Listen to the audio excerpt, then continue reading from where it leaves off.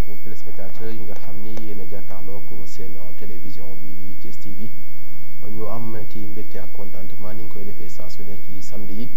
seen télévision bii di Thiès TV di ànd ak yéen ci ay plateau spécial di waxtaanee lépp loo xam ni dafa jëm ci wàllu réew mi ak lépp loo xam ni dafa ñëwal askan bi waaye tey nag ñoo am mbégte ak plaisir di fi dalal ñoo xam ni réew mi di leen di bàyyi xel di leen sagoo ci lu bari ci wàllu liggéey ak ci wàllu développement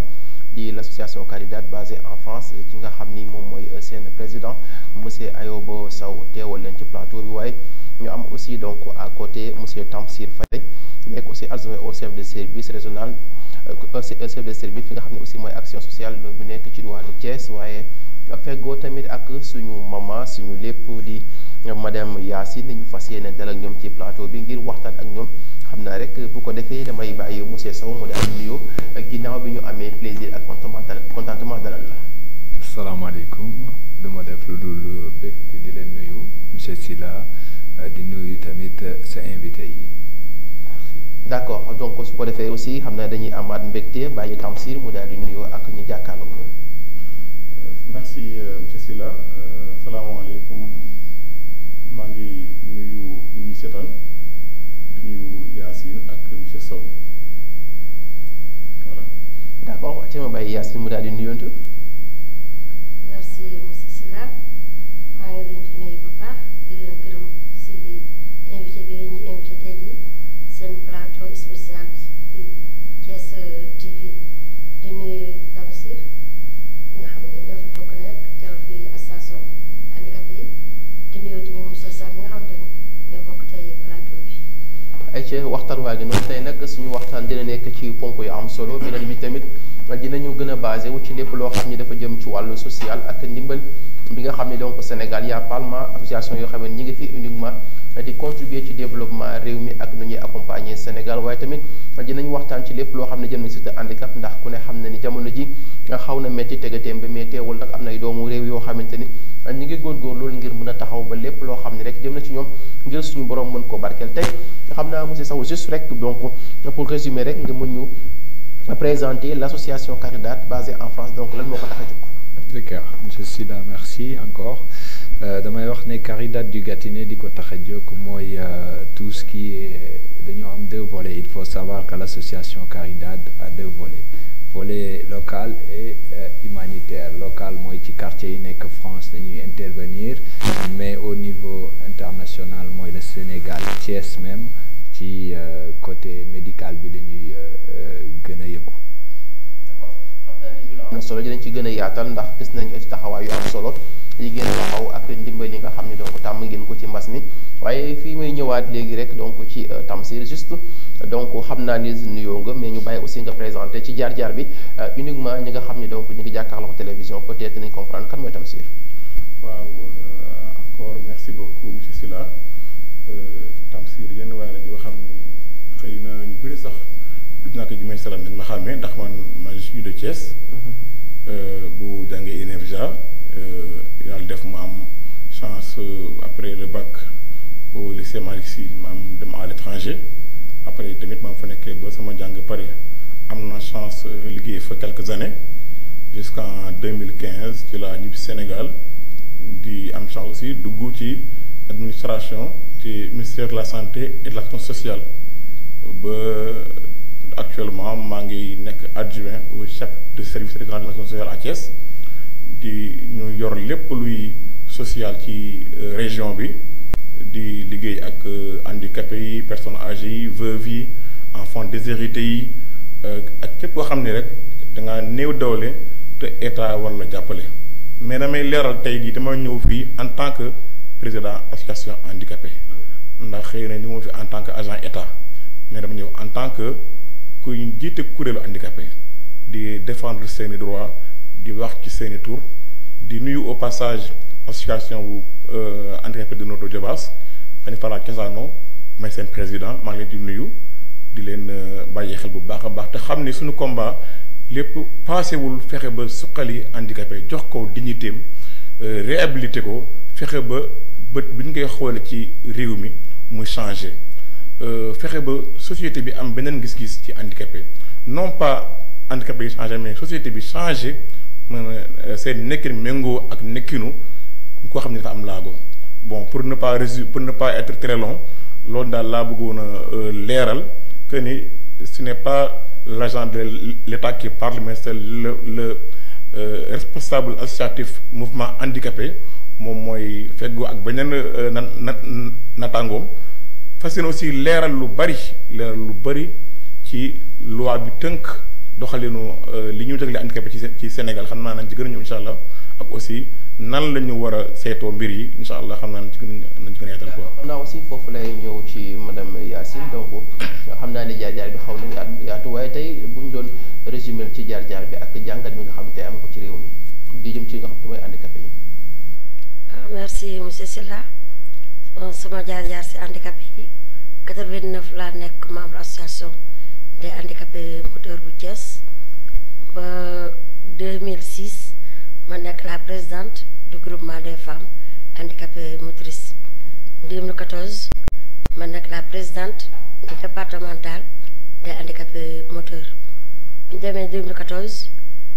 2 mois après booba temps Eva Marie Coll Seck moo fi nekk mu ni dafa bëgg handicapé yi pour état mën a liggéey ak ñoom il faut ñu fédéré wu ñu mettre en place des fédérations régionales et départementales si lañu def créer la fédération départementale foofu ma nekk la présidente du comité des femmes dans le département la région ma nekk la trésorière. d'accord tey ci jàngat jëm ci wàllu handicapé tey donc bu fekkee jafe-jafe baaxee na et surtout aussi ci fi ma bëgg ñu orienté wu muy ci wàllu jigéen ñi ndax ku ne xam nañ aussi plateau médical bi ñu am fii la plupart des handicaps dañuy am jafe-jafe suñu waree dem hôpital bu ñu waree am doom tey aussi ban jàngat nga ci war a mën a am par rapport ak fi réew mi toll. waaw tey bu ñu demee bañ ne avec la loi d'orientation sociale ñu am ka article 29 wax sur l'égalité des chances soo ne égalité des chances rek ëmb na lépp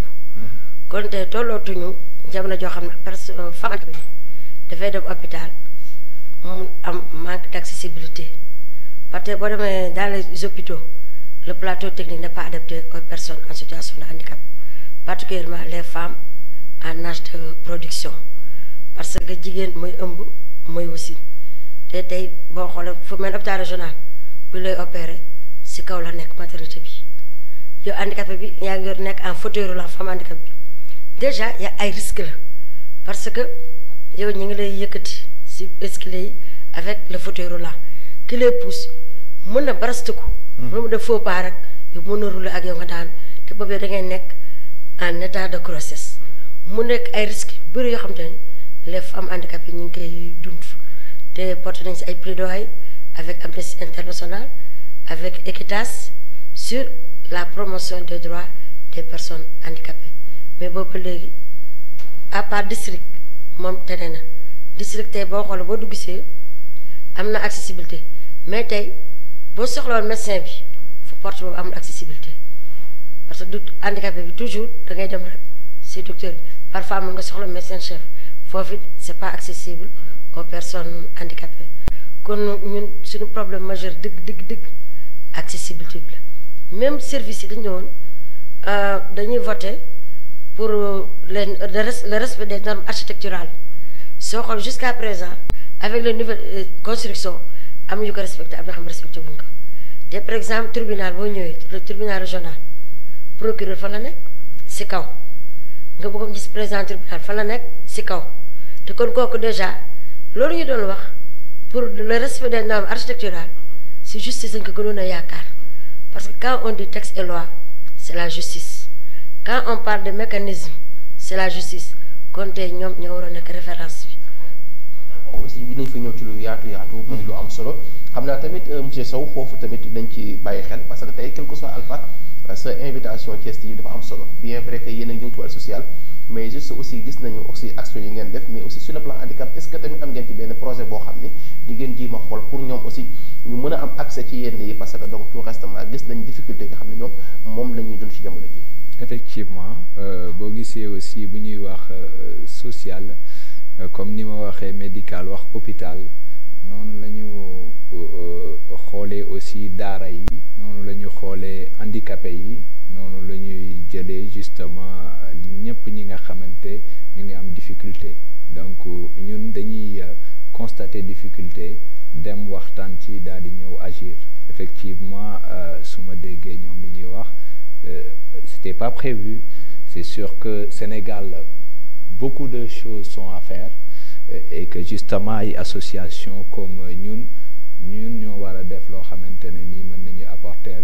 justement quelque chose pour mu gën a yomb ci ñëpp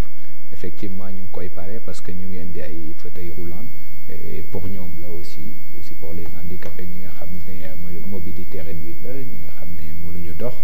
dañ leen ciy may aussi effectivement. d'accord par rapport aussi donc xam naa aussi ñu ci bëree bëri bëgg nañu comprendre car daal donc mu basé mais juste sur le plan social bien vrai que ñu bëgg a xam rek seen démarrage par rapport ak ndimbali yi nga xam ne tam ngeen ko def ci Sénégal. ndimbali ñu tàmm def yàgg na mooy li may wax xam nga ñun dañuy ñëw bu ñu ñëwee Sénégal su ma ñëwee damay constater comme par exemple même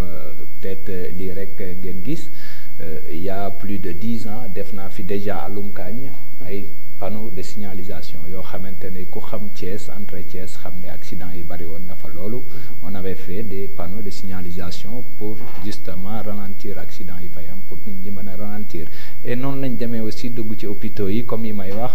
xool ne justement lal yi malade ay ñetti malade a ngi bëgg lal ñaari malade c'est pas normal et on agit ainsi de suite donc pour man ñun loolu mooy suñu rôle daal xam nañ ne rien n'est facile au Sénégal mais je pense que comme je dis toujours l'État a sa part de responsabilité mais nous aussi en tant que citoyens on a notre part de responsabilité pour ku nekk defee rek un moment ñëpp dinañ nekk ci jàmm donc je lance un appel à tous les Thiessois fu ñu mënti nekk ci àdduna même bu dul Thiès dëkk bu ñu mënti doon ku ne tibb li nga am rek ñëw participer ci li nga xam ne teg nga ci bët te gis ne lii nii normalul d'accord muy lu am solo xam naa Tamsir fi ñu nekkoon léegi dafay lu am solo donc madame daf ko signaler dafa mel ni aussi donc par rapport ak suñu plateau médical c'est un peu compliqué par rapport aussi dafa mel ni yenn certaines lois yi nga xam ni dañu ko voté donc nit ñi aussi dafa yem rek ci ay kayit mais àndul ak lu ñu jëfee. très bien parce que am nañu chance au Sénégal ñu am une loi très ambitieuse mooy la loi de 2010 bi nga xam ni boo ko xoolee lépp lu handicapé war a itteewoo ci éducation ci santé ci accessibilité ci transport ci adaptation lépp bàyyiwul en tout cas li mu bàyyi bëriwul c'est une loi qui est très avancée malheureusement nag de 2010 à 2021 gis nañ ni 4 décrets lañ lañ ci signé loolu nag handicapé yu bëri ñu ngi déglu président de la République pour mu signer décret yi ndax loi bi ñu mën ko appliquer pleinement ndax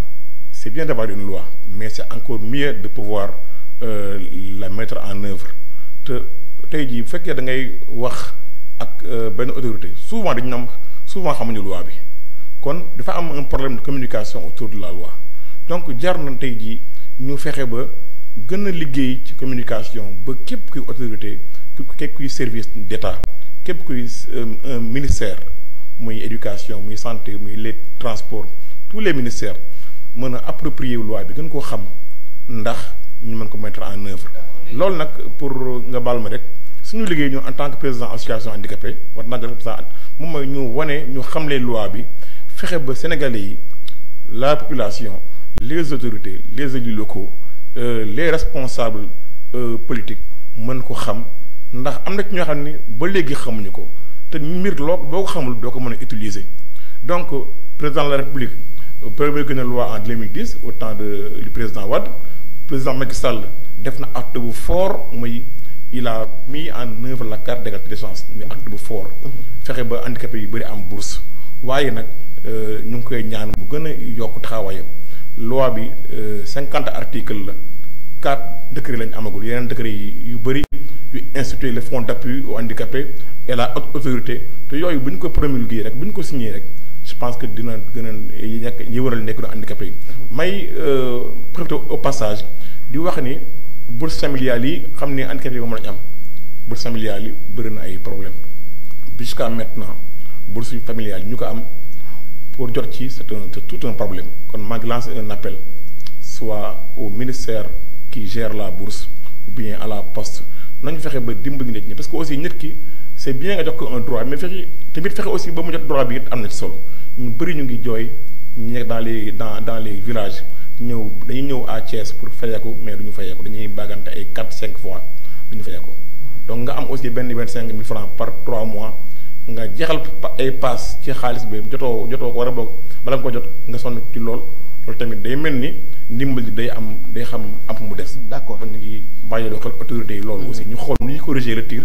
xëy du ñu ñàkk bu ñu xalaatee ak ñun OPH nañ am ay pexe yu ñu teg ba ku nekk fa nga dëkk nga mën fay jot sa bourse te doo bouger te it doo sonn di rang ci naaj bi ak di dem ay 5 fois 4 fois te doo fa yeeku. d'accord parce que xam naa foofu tamit daa bëgg ñu gën fa yaatal parce que bien vrai que comme ni nga ko waxee donc handicap nit ñi ko xam te miin dafa am aussi fi ñu koy fekk nekkul foofu parce que tey boo xoolee donc la plupart des intellectuels ñu ci bare aussi tey am na ci responsabilité bien vrai que bourse sociale am na ci solo mais est-ce que tamit am ngeen yeneen stratégie des techniques tey benn orientation boo xam ne handicap bi dinañ ñëwaat xam population yi lañ bokk aussi jéem a gën a mën a ñafe jàngi pour au moins que même bu leen état def pour aussi comme ñu mel ne yow kenn ku ne aussi war a mën a ñàkk mën a am loo xam ne yaa ko mën waaw xëy na boo xamoon histoire mouvement associatif handicapé yi da nga xam ni ça a beaucoup évolué dans les années 80-90 c'était vraiment des revendications yoo xam ne c'était juste pour seen ay ñu am ay dons mais léegi dañuy def ay plaidoyer pour l'éducation pour la santé comme ni ko yaa si waxee pour l'accessibilité des lieux publics et des lieux de soins pour l'accessibilité aux loisirs kon tey jii au-delà même de la demande sociale on a une demande forte sur l'éducation l'accessibilité ak yeneen yëpp yi nga xam ni nit itteewu na ko te tey jii xëy na dem nañ ba nekk acteur de développement ndax état tey jàpp nañ lépp la muy def su bëggee mu dox du tëju ci ay bureau décider mais day woo handicapé yi neen lan ngeen bëggee ñu doxale yaakaar naa ni la concertation bi amoon entre 2001 ba 2010 moom moo jur la loi de 2010. d'accord ak handicapé yi bëri ci liggéey kon loolu yaakaar naa ñun. nous sommes devenus des incontournables. pour proposer fa être force de proposition nekkuñu rek ay ñuy laaj seen droit mais dañuy proposer ay solutions pour que état xam nu muy def ba li mu yéene. mu mën ko mettre en œuvre. d'accord xam naa aussi foofu laa bëggoon a ñëw ci Yacine xam naa ñàkkul tamit di nga ci am benn jàngat waaye surtout aussi fi ma gën a focaliser mooy les femmes jàpp naa ni la plupart def ko foofu la ëppee. waaw yaa ngi may laaj ci les femmes mais laaj na ma la association bi ma yor dama ëmb ñëpp góor jigéen mag ak ndaw comme ni nga ko waxee question bi nga posé responsabilité personnes handicapées yi man dama bañ si ni dama yor femme rek parce que tey di nga dem toll bu ñuy wax égalité des chances ou bien accès des femmes dans les instances kon pour ñu ñem rek ci yor ay commission femmes loolu tax ma ñafe woon ba jël association départementale des handicapés moteurs comme présidente ma bëggoon balaa ma wax tuuti si femme wax la comme Tamsir soo xoolee tey responsabilité yi handicapé yi am 81 dañu commencé doon xeex ñu am la journée internationale des personnes handicapées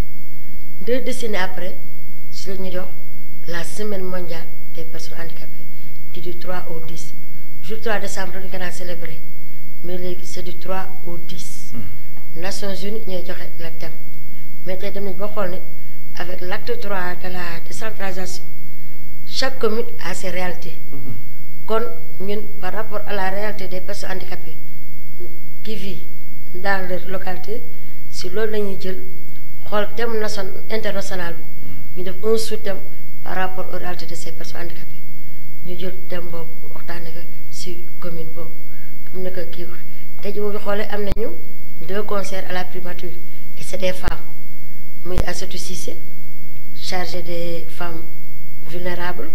yaa madame Mbacké chargée des enfants vulnérables souvent ñu bëri Aïssatou rek lañu gis parce que elle est en fauteuil roulant or madame Mbacké elle est sourde moo tax handicapam du feeñ souvent nañu ne benn femme handicapée or on a 2 femmes handicapées à la primature le président national de la fédération des personnes handicapées il est au conseil des collectivités territoriales maire yoo si fii à Thiès am nañ fi conseillère kon tey dem nañ ba handicapé yi ñu ngi nekk si yenn poste de nomination yi te comme ni ko tam si waxee les années 80-90 kenn xalaatu ko woon handicapé daal di nga doon xalaat mooy am ma sarax la loolu rek dina dem nañ ba xamante ni ak plaidoyer yi ñu porté avec les organisations de droits humains ñi ñëw jàppale ñu si combat boobu pour que l'État mën a mettre en œuvre la loi ak les droits des personnes handicapées parce que 2002 la Ablaye Wade teg loi bi muy la loi d'orientation sociale te boo lire loi bi la convention relative des droits des personnes handicapées convention bi c'est international presque boo xool 50 articles yi si biir convention bi moo nekk tey si loi bi ñu am au Sénégal la législation du handicap au Sénégal la législation du handicap au Sénégal boobu dafa tubb tous les articles clés de la loi d'orientation sociale et de la convention relative des droits des personnes handicapées mu dënk que sur la législation du handicap au Sénégal muy éducation emploi travail accessibilité yëpp a ngi si biir. ñun daal chaque boo xoolee man dama ne plaidoyer bi moo doyul parce que tey nii ngeen def ni invité ñu Thiès TV ñu mën a porter plaidoyer bi te bu ko kii yëpp defoon média yëpp doon def naa nañ am un changement positif en faveur des personnes handicapées mais loolu la ñu manqué te tey association handicapée c'est une association c'est des associations entre aide amuñu yow mi jiite sa yow yaa dimbali sa membre parfois social bi ñuy wax hôpital da ngay dem mais bu ñu nee initiative de Bamako c'est pas tous les médicaments IB bi kon parfois ñu ne bi ne médicament boo xam yow handicap bu ñu ko jënd surtout si plan comme fauteuil roulant bi ça coûte cher béquille ça coûte cher léeg-léeg da ngay dem hôpital gis fa fauteuil roulant yi traîne si foofu béquille yi fi traîne bu fekk ne am na benn handicap boo xam ne mi ngi tëdd lalam problème fauteuil roulant moo ko tee jóg ba yaram yëpp ay picc lay def yëpp ay yàqu mais mënul am lu ko yëkkati. d'accord jàpp naa ne aussi am nga information parce que tey tamit monsieur Sow ma ñu benn montant de 125 millions matériel boo xam ne indi na ko ci hôpital bi monsieur Sow donc seen bokkoon aussi bàyyi ci xel bu baax a baax handicapé yi. parce que vraiment muy lali c'est pas adapté aux personnes handicapées loolu yëpp te boo xoolee hôpital ñoom bu ñu leen joxee tamit waroon nañ xalaat ne y a des associations de personnes handicapées yi nekk si dëkk bi ñu tey ñun ñemewuñu ñu jox ñu matériel te xaatuñu les victimes d'AVC bu doon ñetti fauteuil sax ñun benn fauteuil bi nañu ko jox association des AVC parce que kii da leen a dab te handicap bi gën a métti nga dem ba nekk adulte nga doog am handicap xam ñun ñi xam dañoo dal à bas âge ñun on s'est habitué parce que ñu koy dund on vit avec mais ki xam dafa dem ba am 40 ans 50 ans AVC dab ko mu ñëw am handicap dafay métti trop trop trop si moom wala mu am choc ñu amputé tànkam wala loxoom dafay métti su ko defee ñun ñooñu dañ leen di gestu parce que buñ leen jàppale wala du ñu wax ak ñoom dafay métti kon nekk na jafe-jafe xamante ni toujours ñun dañ koy am surtout nous les responsables parce que boo ñëwee yow ki ngay sollicité da nga naan ana président association bi si moom ngay ñëw sollicité su ko yow it da ngay dem xool les personnes de bonne volonté ku la mën a appuyer ou bien bu ONG bi ñëwee benn ONG ñëw appuyer ñu si loolu ngay mën a xool liste répertoire bi nga jël nga woote par téléphone jox su nit ki yónnee nga jël léeg-léeg nit ñi dañu dafa yàq sax nit ñi da ngay dégg ñu naan est-ce que jaay ñu ko moo tax léegi man bu ñu ma joxatee ñett wala ñaar sax dama leen di filmer public si Facebook public ba ñëpp gis ko xam ni li ñu jox joxe nañ ko. loolu am na solo franchement loolu am na solo jàpp naa ne aussi donc autorités yi ñu ngi seetaan surtout aussi dinañ ci gën a bàyyi xel rawatina ñu nekk ci réew mi parce que donc ñii aussi dañ leen war a taxaw parce que dañuy laaj nag ça ne veut pas dire que du laajuñu loo xam ni moomuñu ko donc ci dëkk bi lañ nekk ñu ngi liggéey mais quel que soit alpha ku la waxul may ma xaalis mais fexe aussi ñu am équipement yoo xamante ni dans les meilleures conditions. bu ñu bëggee faju bu ñu bëggee tuux dem tribunal donc fépp foo xam ne aussi ñi dafa wax a yegg am fa aussi benn voie légale voie bu yoon pour mun fa jàll loolu aussi jàpp naa lu am solo la. mais saw xam naa ne tamit donc gis nga débat bi gën na ubbeeku te ku ne xam ne ni jamono ji ñu ngi nekk ci pandémie te ku ne xam na ne aussi boobu ba tey dafa lëmbee réew mi ñu nekk ci deuxième vague bi bien vrai que première vague bi am na ci def mais tey ban jàngat ngeen ci am fi Sénégal toll rawatina ci Covid bi. Sénégal toll lépp ñuy wax waxu Covid moom. dañuy xam ne rek adduna bi yëpp la lëmbee. te ñun yàlla may nañu loo xamante ne ni vraiment bu ñuy xool nañ ko santé parce que bu ma xoolee justement yeneen dëkk yi cas yi ñuy am nombre de cas bi ak Sénégal dañu koy santé yàlla donc defe naa ne tamit les autorités yi nga xamante ne ñoo fi nekk gis naa ne effectivement ñu ngi jéem a def lu ñu mën parce que yombul fenn li ngeen di gis en France ñu ngi def justement ay couvre-feu pareil Sénégal ñu ngi koy def fépp ci monde bi ñu ngi jéem a def nu ñuy def pour xeex ak pandémie dañuy ñaan kay yàlla musal nu ci ñu teel ci génn ci lii yëpp pour monde bi yëpp ne ci jàmm. d'accord léegi aussi mais yombul daal. d'accord léegi aussi xam nga dañu seetlu yéen seen activité souvent da ngeen di liggéey ak conseil départemental bi lan moo tax donc ngeen jël seen choix porté ko foofu conseil départemental. conseil départemental mooy li ma wax sànq ci suba c'est que dama xam ne monsieur le ministre Yankhoba Diattara qui est devenu aujourd'hui ministre balaa muy nekk ministre moo doon président au conseil départemental. donc ci kaw loolu et puis dama ko xamoon ci liggéeyam ndax mooy li ma wax man fii laa juddoo yareew fi nekk fi xale j'ai mené beaucoup d'activités via moom ba muy nekk maire Thiès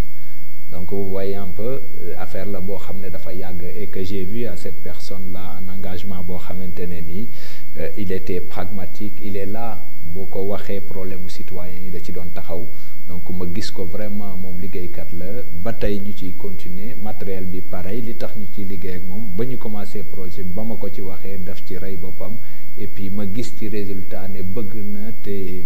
jaral na ko lépp et il a fait tout pour que lépp yegg si ci Sénégalais yi ci Thiessois yi plus précisément donc looloo tax ñu porter justement suñu choix ci conseil départemental. d'accord aussi tam si xam naa ni tamit yaa ngi nekk ci service social peut-être mën na am les handicaps de note surtout aussi wax da ci mën a bénéficier wu ci Covid 19 bi donc amoon na certaine aide Covid bi est-ce que tamit donc amoon na ay dimbal yoo xam ne ñëwoon na ci association bi en même temps aussi ci secteur des handicaps bi. waaw comme ni ko ñëpp xamee rek président de la République joxe woon na 54 000 kits pour kit alimentaire te waa nootu amoon na ci 137 te ñu koy gërëmee vraiment gouvernement bi waaye xam nga dimbali nit ci benn instant aussi ci benn 2 mois c'est bien waaye doyul moo tax ma ni au-delà du Covid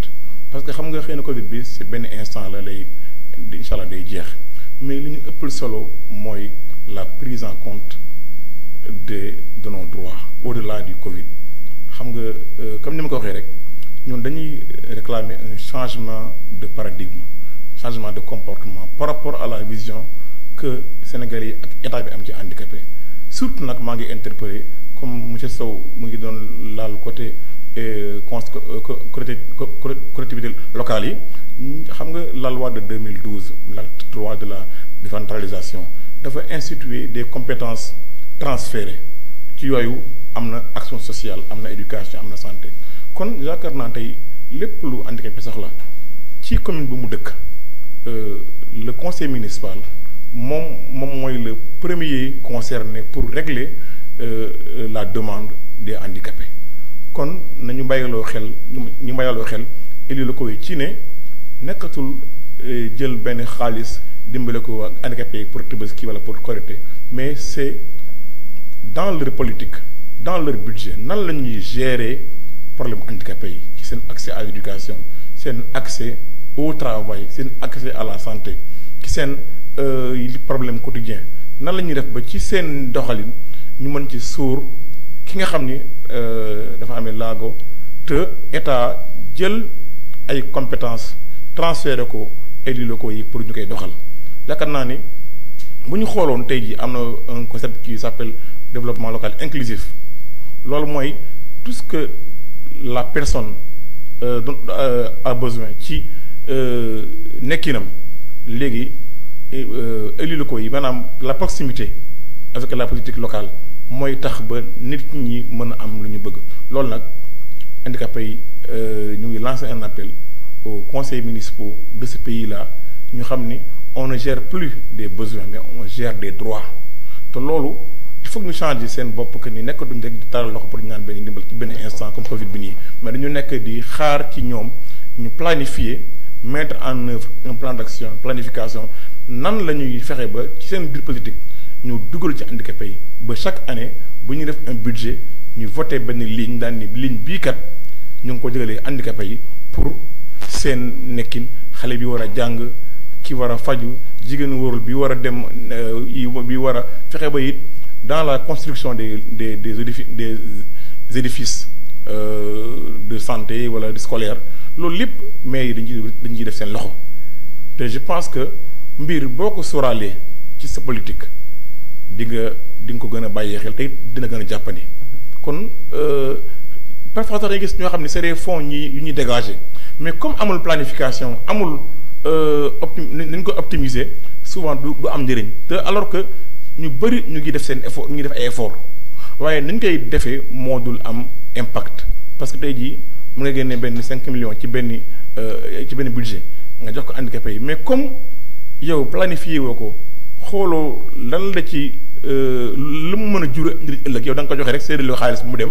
du am impact. te kon loolu mën nañ fi nekk pendant des années et des années. mais lu ñuy kaas du faju. moo tax man nañu gën a waxtaan ak handicapé yi wala laaj leen quels sont les vrais problèmes. quelle est la démarche à suivre nan la ñu mën a mettre en œuvre un plan d'action pour ñu mën a jël les problèmes à la base loolu it ñu ngi ci lancer appel état bi aussi muy mettre en place yaakaar naa ci loolu ci solution la. xam nga bu amee une loi il y a ce qu'on appelle évaluation des politiques publiques te loi politique publique la yaakaar naa kon tey jii boo mettre en place une loi mën nga fexe ba di ko évaluer xool est-ce que loi bi mi ngi dox am déet est-ce que ñi yor àqu handicapé yi ñu ngi koy joxe am déet est-ce que ñi war a appliquer loi bi ñu ngi koy appliquer am déet loolu su nga doon def di def ay rapport nañ mën a mesurer depuis 2010 ba léegi lan la ñu def ak lan la ñu defagul ak lan la ñu defagul ak lan la ñu def loo xam ni duñ suñ ko defee woon neneen dina gën a baax. d'accord loolu voilà loolu jàpp naa ni donc am na solo. parce que ci compétence transférées yi nag. war nañu fexe ba donc parce que le aussi le problème loolu da ciy posé yenn saa yi parce que ku ne xam na ni aussi y a ce qu'on appelle les 9 compétences transférées. voilà bien vrai que y a certaines yoo xamante ni avancé na mais li ci ëpp aussi askan bi. da ngay gis dañuy delloo di gaz kon donc aussi élus locaux yi war nañ ci gën a mën a bàyyi xel et surtout les conseils parce que tamit parfois dama naan dafa xaw a am problème ci Sénégal dañuy tànnee ay conseils municipaux. donc bu fekkee da ngay tànn conseil aussi dans tous les plans secteur bu ne war nga mën a xool aussi koo xam ni ci comité boobu am na expérience mën ko doxal mais bu fekkee aussi ki nekkul handicap j'espère que aussi pour mu défendre les handicaps ça pose problème juste aussi li mu mën rek comme parmi certaines bonnes volontés ku mel ni donc ay doyens Sow ou bien d'autres mouvements ji ma xool aussi la réalité xam aussi li xew dem aussi wut ay ses partenaires pour accompagner leen jàpp naa ni tamit loolu dafay nekk meilleure solution mais juste aussi xam naa tam ba ma ñëwaat Tamsir damay ñëw ci Yacine tey ñu ngi koy wax muy di jëm ci côté handicap bi même bien vrai que aussi bu fekkee am na budget boo xam ni dañ koy dégager pour handicap bi et donc aussi jàpp naa ne aussi war na am suivi est-ce que tamit les handicaps ñu ngi essayé am certaines donc formation yoo xamante ni ñu ngi koy def seen biir pour jéem a orienter au moins ñi nga xam ne aussi sur le plan secteur informel la pour fexe ñu formel bu mën a demal seen bopp war ko ñu may bay dépendre ci loolu. waaw tey boo ko association bi nga xam ne moom laa jiite ñun ñoom moom centre handicapé yi. bu nekk Mbour 2 mu nekk centre boo xam ne plusieurs activités ñu ngi fay mën. muy cordonnerie teinture couture am nañu fa sa unité de transformation en fruits et légumes et céréales locales avec les femmes. waa AFAO ñooñu ko ubbil en partenariat ak Touba am nañ encore salon de coiffure ci biir centre ba am nañu unité bi ñu déggee lutte contre les emballages plastiques ci lañu créé avec ONG Daaw une unité de sacs cartonnés ñu ngi fay def sérigraphie di def fabrication de sacs cartonnés ku ñëw ça dépend motif boobu sac yu rafet ñu ngi koy defar foofu ci biir centre bi kon ñun tooguñu parce que association bu dem ba ñafe ba am centre am te ba jeune handicapé yi nekk fa ñu leen di former ba femmes yi am un groupement féminin ñu def plusieurs activités ci biir centre bi ñoom it ñuy dem au sein de leur quartier li leen former ñu demaat di fa defaat pour am dara même yëpp c'est le secteur informel waaye boo xool ñu ngi sant yàlla mais te boo xoolee te ni ñu doon liggéeyee noonu tey avec le projet RBC bi ñu demee ba am benn base de données te moo ñu permettre ñu am yenn expérience ba dootuñu liggéey ci informel noonu rek lépp lu ñuy liggéey dañuy sukkandiku ci base de données boobu xam identifier besoins yi xam kan ak kan lañ koy ak âge bi yëpp tranche d'âge bi dañ ko xam dinañ xamit combien d'hommes combien de femmes combien de jeunes mais da nga daan liggéey année bi yëpp di nga xam daal jàppale gars yi handicapé mais mënoo ko mesurer. kon tey avec la formation yi nga xam ne am nañ ko sur la RBC te waa daaw et la BMZ de coopération allemande ñoo ñu permettre tey ñu former les leaders de l'EPH yi nekk dans toute la région de Thiès ñu am formation boobu ba tey centre ba ko fa dem ñu ngi liggéey mais suñu problème yëpp mooy problème écoulement même courant ak ndox volets yi ñooy cotiser fekk parfois ñu coupé ñu courant pendant 3 mois parce que maire moo jëloon le maire de la ville de Thiès ni dafay ndox ak courant mu koy fay mais tey maire si bi ñu voté budget si la mën a basé wu dañ la wax si poche boppam mais li olof naan du lépp nga mën a attan am na yéene ji mais dafa nekk le maire de la ville ñëpp a koy soxla te ñëpp lay fi defal kon du ñu mën a satisfaire ni ñu ko bëggee ba xam ne léeg-léeg nañ toog 6 mois 4 mois du ñu am courant du ñu am ndox noonu la ñuy liggéeyee si lëndëm 18 heures ñëpp a wàcc te si ñoo xamante ni si des jeunes handicapés ñuy liggéey et des femmes si yaakaar tey jii ku doon yalwaan nga jël ko indi ko muy liggéey te boo ko bàyyee mu dem dafay retourner dans la rue surtout bu dee jigéen moom bu yalwaan mun a def naka su dul noonu parce que jigéen am na âge boo xam ba fa tolloo di nga am say besoins spécifiques te loolu bu dee yoroo jëkkër yoroo doom yoroo dara say parents décédés ou bien say parents li si ëpp ñu ngi dans les familles démunies kooku su boobaa boo gëmul yàlla wala amoo tuuti encadrement rek mën nga def naka su dul loolu ba xam ne toujours dañuy def lu leen téye si centre ba mais daal nekk na loo xamante ni 3 problèmes yi am nañ ko moom problème mu oto biir ramasse les jeunes handicapés am nga xam ne ñoom dañuy yalwaan mais tey bu leen amoon lu leen di indi si centre bi ñoom dinañ ñëw def formation liggéey comme seen morom mais nag li ñuy yalwaan suñ ko bëggee paas ñëw si indi ko centre bi pour jàng métier te jàng métier xam ne retour amoo dara di nga am xam-xam bi mais ñoom xool ñu xam-xam bi ñu am rek na leen jur mais ñoom li ñu am tey la ñuy xool. ci presque ay 4 minutes la xam na dañuy ñëw rek donc ci monsieur Sow dernier virage bi la ñuy nekk donc xam naa aussi mooy ànd ak tàggatoo yi ñu def ci plateau bi jamono ji tamit Thiès xaw na yëngu donc lu jëm ci mbuurkat askan bi nga xam ne jamono ñuy descos donc ñu ngi daan seen kër yi en tant que Thiès waa jàpp naa ne aussi am na message booy jox suñu nguur yi pour ñu mun leen a jàppale. très bien sànq rek ñu ngi ci doon wax moo ngi koy naqarlu man vraiment boo gisee nit ku ñëw ba tabax ñu koy toj je pense que war nañu mën a jël beneen décision bu dul yàq te ou alors j'espère que buñ ko tojee danañ fa def lu gën li fa nekkoon parce que su fekkee ne dañ koy toj noonu pour defaat ko ay terrain ay nit tabax fa je pense que waroon nañu mën a am beneen stratégie bu dul ñëw daaneel loo xam ne ay xale yu ndaw ay nit ñu liggéey toute seen àdduna def ko mais aussi de l'autre côté mooy li may wax nit lañu rek buñ ko gisee effectivement dina am côté bu ñuy laal mais dina am aussi côté boo xam ne dañ ciy ñaax sénégalais yi pour ñu yeewu parce que booy jënd sa terrain aussi war nga mën a xool li ngay jënd xam côté bi nga xamante ne ni war nga fa jënd wala waroo fa jënd boo toppee ci procédure bi je pense que ni di yëpp mën nañ ko éviter parce que liñ ciy wax mooy waruñu fa woon tabax te buñ demee ba waruñu fa woon tabax rek y a un gros problème donc les Sénégalais il faut qu'ils se réveillent ci loolu noonu.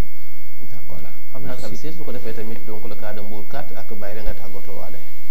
waaw c'est vrai que man maîtriser wu ma le problème carrément donc xam naa ko li muy tàggoo rek moom mooy di gën a wax état bi ni que la carte d'égalité des chances bi nga xam ne moom la ñu créé en 2015 dafa indi espoir wu rëy ci handicapé yi ñu ko am nañu avantage yu ñu amagul ñu ko amagul ñu ngi koy bëgg a am donc maa ngi lancé un appel xëy na du ñàkk ko ma ci mën a dégg ko xam ne dina ko relayer mais daal cette carte là ñu ko war a am ñëpp ñu fexe ba jox leen ko te it avantage yi mu àndal ñu fexe ba ñëpp am ko ndax aussi dafay créer 2 poids 2 mesures ñii am carte bi am avantage benn bi comme la bourse ñeneen ñi am carte bi amuñu la bourse ñeneen ñi amaguñu carte ce n'est pas de leur faute kon ñu ngi lancé état bi loolu vraiment appel mu gën ci def taxawaay beneen bi moom mooy bourse yi maa ngi fàttali nit boo koy dimbali bi tamit warta ànd ak coono donc nañu fexe ba élaborer un autre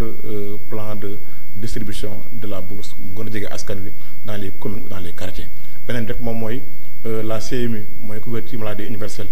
ñu ko carte bi indi na ko waaye da ngay dem ci benn service ñu la état fayul kon doo mën a faju te ku ne xam ne ni handicap dafa ànd ak feebar surtout nag ñi am nekk ay handicapé moteur wala yenn handicap yi lourd yi donc dañuy soxla tout le temps ay soins loolu tamit nañu gën a bàyyi xel loolu comme c'est un droit c'est un acquis social nañu fexe ba la mise en œuvre mu bañ di vraiment di dagg ndax aussi loolu dina nekk ndimbal di jeexal rek di nuyu waa Noto Diobass di wax ni rek suñu association it mu ngi lancer un appel à toutes les bonnes volontés de la commune de Noto dans la diaspora ak aussi de la région de Thiès képp koo xam ne rek sa xel mu ngi ci dimbali leen ñu ngi leen talal loxo te lépp lu ngeen ñu jox nañ ko jox les handicapés te xam ni comme je dis rek handicapé du ce n'est pas l'autre ndax ku mu dalul dal na sa doom wala sa jarbaat wala sa voisin wala sa am di jàmm wala sax ki nga xam ni xëy na am na lu ngeen séq quelque part donc c'est quelque part ñun ñëpp la concerné ndax tey jii boo jëlee 5% de la population loolu dafa bari kon képp c'est ñun jàpp nañu li ñuy def c'est un développement ndax population mënoo cee génne 5% loolu dafa bari ci minorité kon nañ jàpp ni li ñu ciy def yëpp